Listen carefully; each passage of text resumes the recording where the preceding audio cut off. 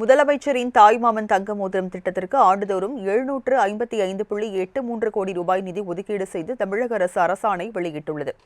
அரசு மருத்துவமனைகளில் பிரசவிக்கும் ஒவ்வொரு குழந்தையும் மற்றும் பிரசவித்த தாயையும் கௌரவிக்கும் முகமாக தாய்மாமன் தங்க மோதிரம் திட்டம் வடிவமைக்கப்பட்டு இத்திட்டத்தை நடைமுறைப்படுத்தப்பட்ட அரசாணை வெளியிடப்பட்டது.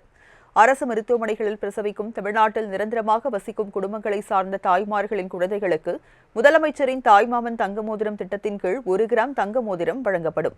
இத்திட்டத்தை மாநிலத்தில் செயல்படுத்துவதற்காக தமிழ்நாடு அரசு ஆண்டுதோறும் 755.83 கோடி ரூபாய் நிதியை ஒதுக்கீடு செய்து தமிழக அரசு அரசாணை வெளியிட்டுள்ளது.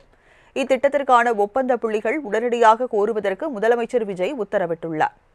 தாய்மாமன் தங்க மோதிரம் திட்டத்தை பேரறிஞர் அண்ணா பிறந்த நாளான செப்டம்பர் 15ஆம் தேதியன்று முதலமைச்சர் விஜய் தொடங்கி வைக்க உள்ளார். இத்திட்டத்தின் கீழ் ஜூன் 22ஆம் தேதி முதல் அரசு மருத்துவமனைகளில் பிறக்கும் குழந்தைகள் பயன்பெறுவார்கள் என தெரிவிக்கப்பட்டுள்ளது. திமுக ஆட்சியாளர்களைப் போல் எங்களுக்கு மக்கள் பணத்தை சுருட்ட தெரியாது, பதவி உயர்வு, பணியிடை மாற்றம் என பணத்தை பறிக்க தெரியாது என சட்டப்பேரவையில் முதல்வர் விஜய் எதிர்க்கட்சியினருக்கு பதிலடி கொடுத்துள்ளார். பேரவையில் ஆளுநர் உரைக்கு நன்றி தெரிவிக்கும் தீர்மானத்தின் மீது எதிர்க்கட்சி உறுப்பினர்கள் பல்வேறு கேள்விகள் எழுப்பிய நிலையில் முதலமைச்சர் விஜய் பதிலுரை அளித்தார். 17வது சட்டப்பேரவைக்கு தாவேகாவையும் தாவேகா உறுப்பினர்களையும் தேர்ந்தெடுத்த மக்களுக்கு நன்றி என பேச்சை தொடங்கியவர், எதிர்த்து பேசினால்தான் எதிர்க்கட்சி என நிரூபிக்க முடியும் என நினைத்துக் கொண்டிருக்கும் எதிர்க்கட்சி உறுப்பினர்களுக்கு நன்றி என பேசினார். தான் ஏதோ ஷூட்டிங்கிலிருந்து நேரடியாக வந்து முதல்வரானது போல பலரும் பேசி வருவதாகவும், ஒவ்வொரு வீட்டில் இருப்பவர்களும் நம்மை வீட்டில் ஒருவராக ஏற்றுக்கொண்டனர், அதனால்தான் இன்றைக்கு தாவேகா ஆட்சி அதிகாரத்தில் உள்ளதாக கூறினார். ஆளுநர் உரைக்கு நன்றி தெரிவிக்கும் தீர்மானத்தில் பேசின மாண்புமிகு உறுப்பினர்களுக்கு நன்றி. எதிர்த்து பேசினாதான் எதிர்கட்சின்னு ப்ரூவ் பண்ண முடியும்னு நினைச்சுக்கிட்டு பேசின எதிர்கட்சியை சேர்ந்த எதிர்கட்சி தலைவர் உள்ளிட்ட மாண்புமிகு உறுப்பினர்களுக்கும் வணக்கமும் நன்றியும். நாம ஏதோ ஷூட்டிங்லேருந்து நேராக வந்து சிஎம் ஆன மாதிரியே சில பேர் ஒரு இமேஜ் கிரியேட் பண்ணுறாங்க. அவங்களுக்கு அவங்க ஆசைப்படுற லாங்குவேஜ்லேயே சொல்கிறோம், அது வெறும் ரீல் தான், ரியல் கிடையாது. ஒரு சாதாரண நடிகனாக தான் நம்ம கெரியர் தொடங்குச்சு. அப்புறம் அப்படியே சின்சியராக உழைச்சி மேலே வந்தோம். நம்ம கெரியரில் நாம் மேலே வந்ததுக்கு இந்த விஜய் ஒருத்தன் மட்டுமே காரணம் இல்லை, அவனோட உழைப்பு மட்டுமே காரணம் இல்லை. இந்த விஜயோட உழைப்புக்கும் உயர்வுக்கும் பின்னாடி இருக்கிற ஒட்டுமொத்த தமிழ்நாட்டு மக்களோட அன்பும் அரவணைப்பும் தான் காரணம்.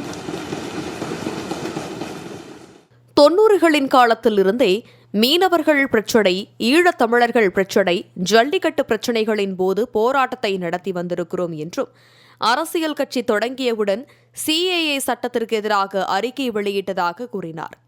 தேர்தல் பிரச்சாரத்தின் போது எந்த கட்சிக்கும் இல்லாதவாறு தாவேகாவுக்கு பல்வேறு நிபந்தனைகள் விதிக்கப்பட்டதாகவும், குறிப்பாக கரூர் கூட்ட நெரிசல் சம்பவத்தில் தனக்கு உண்டான வேதனை என்றுமே நம் மனதிலிருந்து நீங்காது, ஆனால் கரூர் சம்பவத்திற்கும் தன் மீதுதான் பழி போட்டனர் என்றும் கடுமையாக சாடினார். 41 பேர் கரூர் சம்பவத்தில் இழந்த வேதனை எல்லாம் எப்படி சொல்றதுனே தெரியல. நம்ம மனசை விட்டு என்னைக்கும் அந்த வலியும் வேதனையும் நீங்கவே நீங்காது. அதுலேயும் நம்ம மேலேயே பழி போட்ட கொடுமையெல்லாம் இருக்கும் பாருங்க, அதெல்லாம் வேற லெவலுங்க. என்னத்துக்கு அப்படியெல்லாம் செஞ்சாங்கன்னு தெரியல. அரசியல்னா இப்படியெல்லாம் கொடூரமா இருக்கணுமா என்ன? நடந்து முடிந்த தேர்தலில் சாதி, மதம் பார்த்து ஓட்டு போடும் கலாச்சாரத்தை சுக்குநூறாக உடைத்திருப்பதாக கூறியவர், ஊழல்களை தடுக்கவும் சட்டம் ஒழுங்கை சரி செய்வதற்கும் சிறிது அவகாசம் கொடுங்கள் என்றும் கேட்டுக்கொண்டார்.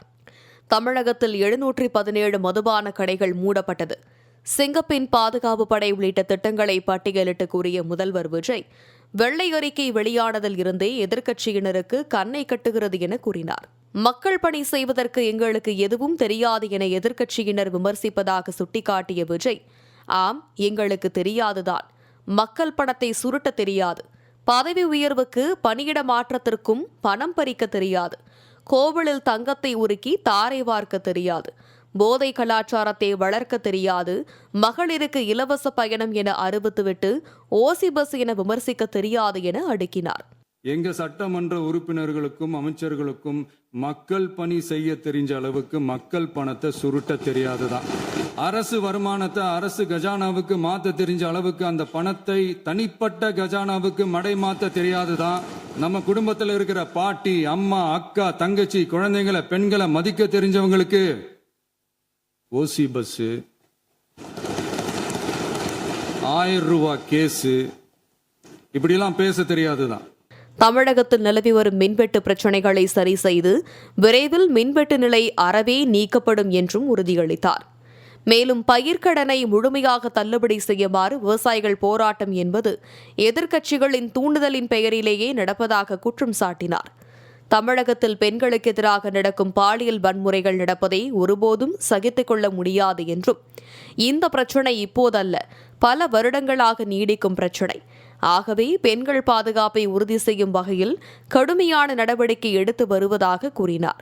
நம்ம விவசாயிகள் எல்லாரும் நம்மளை நல்லா புரிஞ்சுக்கிட்டு தமிழக வெற்றி கழகத்தை ஏத்துக்கிட்டாலும் எதிர்க்கட்சிகளோட தூண்டுதலால சில இடங்கள்ல சில போராட்டங்கள் நடக்குது. எதிர்க்கட்சிகள் என்னதான் சித்து வேலை செஞ்சாலும் விவசாய பெருமக்கள் எல்லாரும் நம்ம ஆட்சி அவங்களுக்கான ஆட்சி தான் நல்லா புரிஞ்சுதான் வச்சிருக்கிறாங்க. சட்டம் ஒழுங்கு சரியா இருக்கணும் அப்படின்றதுல எங்களுக்கு மாற்று கருத்தே கிடையாது. கண்டிப்பா லா அண்ட் ஆர்டர் கரெக்டா இருக்கணும், கரெக்டா இருக்கும், இருக்க வைப்போம். அதே மாதிரி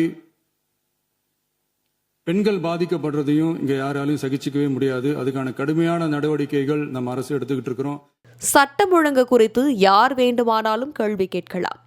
இது ஜனநாயக நாடு என குறிப்பிட்ட முதல்வர் விஜய் கடந்த திமுக ஆட்சியில் காவல்துறையை கையில் வைத்துக் கொண்டு ஏன் தொடக்கத்திலேயே கண்ட்ரோல் செய்யவில்லை என கேள்வி எழுப்பினார். இந்த போதைப் பொருள் நடமாட்டம்லாம் தாறுமாற அப்படியே பரவி கொட்டி கிடக்குது. இதெல்லாம் இனிஷியல் ஸ்டேஜ்லயே யார் கண்ட்ரோல் பண்ணியிருக்கணும்? போலீஸ் டிபார்ட்மெண்ட் அப்போ யார் கையில் இருந்தது? இத்தனை கேள்வி நம்மளை பார்த்து கேட்குறாங்களே, ஒரே ஒரு கேள்வி தான் நான் கேட்கணும்னு தோணுது. போலீஸ் டிபார்ட்மெண்ட்டை கையில் வச்சுக்கிட்டே பிகினிங்லேயே இனிஷியல் ஸ்டேஜ்லேயே இந்த போதைப் பொருள் நடமாட்டத்தை ஏன் கண்ட்ரோல் பண்ணலை?